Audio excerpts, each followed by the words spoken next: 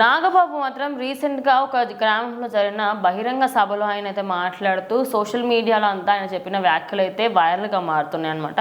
ఆయన మాత్రం అది వచ్చేది పెద్దిరెడ్డి అయినా సరే, సుబ్బారెడ్డి అయినా సరే, పిచ్చిరెడ్డి అయినా సరే, నేను మాత్రం ఎవరికి భయపడకుండా నా పని నేను సక్రమంగా చేస్తాను అంటున్నారు. అయితే ఇండైరెక్ట్గా అది పెద్దిరెడ్డికే అన్నట్టుగా తెలుస్తుంది. ఏంటది? యాక్చువల్గా పెద్దిరెడ్డిని మరి ఇండైరెక్ట్గా అంటానికి ఏం లేదు. నాగబాబు గారు ఎప్పుడు కూడా చాలా ధైర్యంగా ఏ స్పీచ్ అయినా సరే ఒక వ్యక్తి తప్పు చేశారంటే కనుక వాళ్ళని వేలెత్తి చూపించడం నాగబాబు గారు ఖచ్చితంగా ముందుంటారు. ఎందుకంటే ఆ తప్పు చేశారని ఆయన బహిరంగంగా చెప్తున్నారు. సో వాళ్ళకి భయం ఉంది కాబట్టి ఆ పేటీఎం బ్యాచ్ అంతా ఈయన మీద ఏదో నెగిటివిటీ అనేది రుద్దుతారు. కానీ సో ఆయన ఖచ్చితంగా ఎవరు ఇప్పుడు పెద్దిరెడ్డి తప్పు చేశాడంటే పెద్దిరెడ్డి అనే చెప్తాడు. అంతేగాని పెద్దిరెడ్డికి నిజంగా ఆయన ఏం భయపడ్డు. అండ్ ఇంకోటి ఈ పిచ్చిరెడ్డి అంటే అది పెద్దిరెడ్డి అన్నట్టు కూడా కాదు. ఎందుకంటే జగన్ ఆల్రెడీ చాలా మంది పిచ్చి అంటారు. సో అట్లా కూడా వరుసగా అట్లా చెప్పారు. డైరెక్ట్గా జగన్ రెడ్డి అంటాం ఎందుకన్నట్టుగా పిచ్చిరెడ్డి అని కూడా చెప్పుండొచ్చు. సో పెద్దిరెడ్డికి పిచ్చిరెడ్డికి నేను భయపడినా నేను క్లారిటీగా చెప్పడం.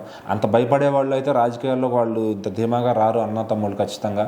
సో నాగబాబు గారికి అలాగే పవన్ కళ్యాణ్ గారికి ఏదైనా సరే అటు చిరంజీవి గారికి అయినా మెగా ఫ్యామిలీ వాళ్ళకి ఏంటంటే ఏదైనా వాళ్ళు తప్పు చేయరు.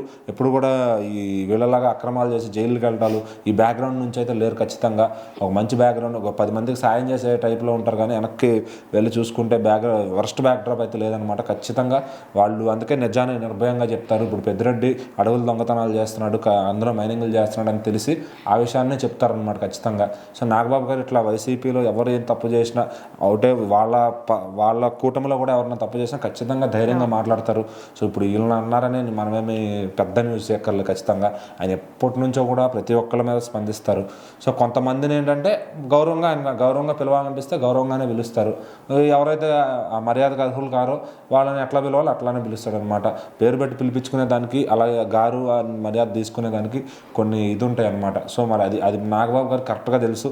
ఎవరికి ఎట్లా ఇవ్వాలో అట్లా ఇచ్చిపడేస్తారనమాట. అందుకే ఆయన ఒక మెగా బ్రదర్లో ఒక ఆయన అంటే ఇండియా వైడ్గా అంతమందిని ఫ్యాన్స్ని కలగలుపుకుని ఆయన నడిపించగలుగుతున్నారంటే మరి ఆయనకున్న ఇది ఆ ఇన్సైడర్ ఉండాలి. అది ఖచ్చితంగా ఆ శక్తి అనేది ఉండబట్టే ఆయన ఖచ్చితంగా ఆ పవర్ ఆయన నడిపిస్తుంది ఎప్పుడు కూడా. సో మరి ఆయన అన్నదానికైతే ఇటు మెగా ఫ్యాన్స్ అయితే ఎవరు ఫీల్ అవ్వరు. ఇంకా పేటీఎంస్ అంటే ప్రతిదానికి ఏదో ఒకటి ఆయన్ని ఇది చేయాలని చెప్పి చూస్తుంటారు, డిఫేమ్ చేయాలని.